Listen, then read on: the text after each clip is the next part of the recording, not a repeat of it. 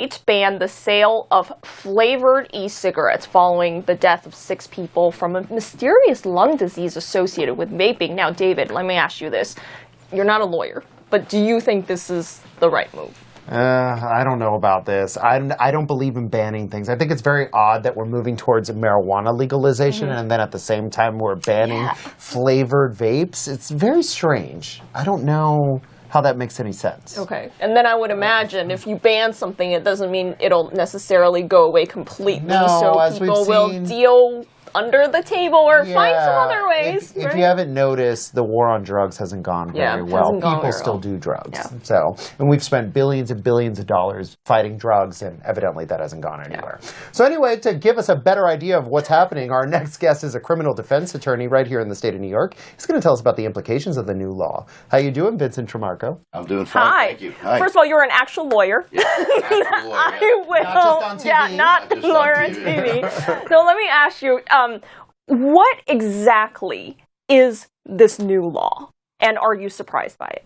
I'm actually not surprised by it. New York State being at the forefront of regulating something, they'll never let a good regulation slip by them. Exactly. So, because of the recent events and some people getting pretty sick from vaping, basically the state, the governor, as an executive order, has banned, starting October 4th, all e-cigarettes that are flavored or tobacco or nicotine products that are liquid form that can be used in vaping. That are not flavored like tobacco, right? So they have to taste like tobacco. Correct. And menthol is still, the jury's still out, so to speak, whether or not menthol is going to be banned. They're still deciding whether that constitutes a flavor.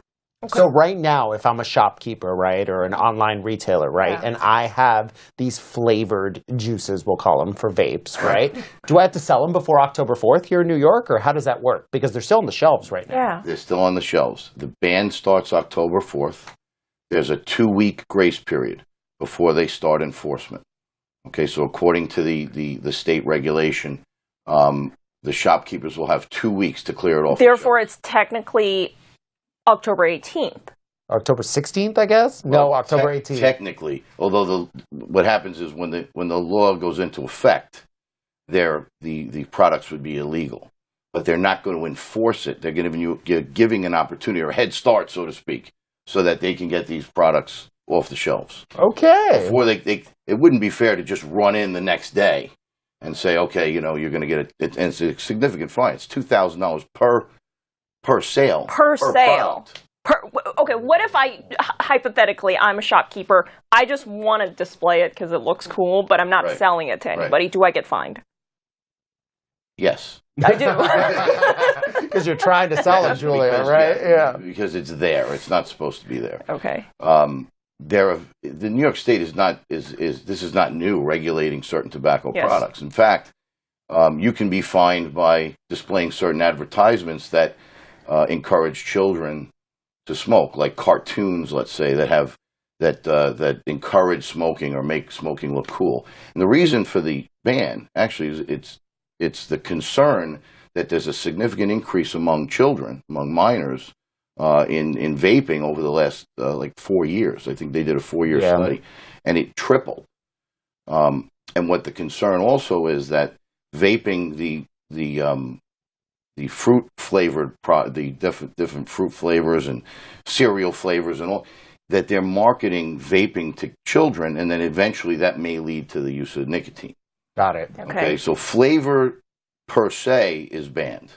Any flavor vaping product is banned, not just nicotine, but including nicotine. And the federal government is considering following this as well. The Trump administration is floating this proposal as well. That's out there, and that would be sweeping if the federal government jumped on board with this. And I guess the state is touting itself as the first state to be at the forefront of the regulation. Yeah, I mean, you heard us talking about this earlier, is whenever you ban something, for certain people, it just becomes more of a reason to try it more. And then, yes, you can't get it over the counter, but there's always black market. I can also be in New Jersey in 10 minutes. Sure, or Connecticut, right? Yeah. So do you think the fact that it's banned in New York State, for the time being, it's not banned on the federal level, so would it encourage sales in the black market?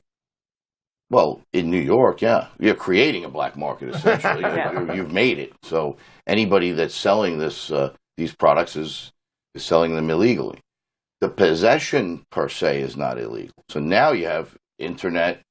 So I can buy this in Jersey, bring it across, and it's not illegal to What if I live... be searching cars and pulling out... I live in Manhattan, for example, and I buy it from another state and then pay with Bitcoin. Is that legal? That's a very good question, because the New York State cannot regulate interstate commerce, right? Yeah, that's a constitutional issue. Okay, but certainly they can do anything they want within the state of New York. Is there a distinction between me buying it off the internet and shipping it to New York State from another state versus I drive to Connecticut and then I carry back myself? No difference. Okay, no difference. So they can still ship it to you, technically. Technically, they can. I don't know how the New York State would actually regulate that. They could, if that particular company had ties with New York State could sanction that company within the state or potentially fine them. So suffice to say, they could do something about it, but it's not going to stop companies that, let's say, are based in Colorado and just ship it over here. New York State cannot fine them. So there's a lot of the line here for people who are retailers selling this stuff. What would your legal advice for them be? Well, right now, get it off the shelf. You don't want to be in a position, I've been to court, I don't know how many times, with tobacco retailers for various regulation violations. So this is serious. This one, they also indicate they're going to step up enforcement. Normally, the state agencies have limited manpower to enforce these things. Sure. The governor indicated that he's going to use the state police now. Oof. Oh, wow. To enforce these regulations.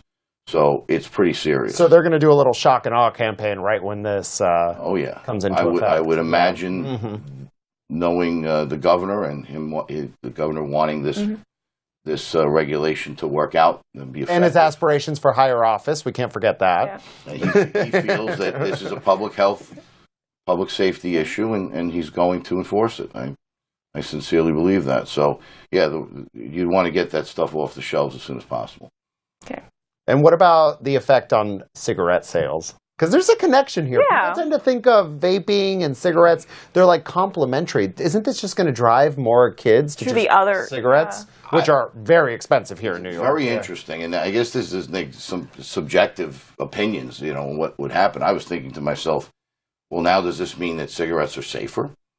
And now we can smoke cigarettes with impunity? It's interesting.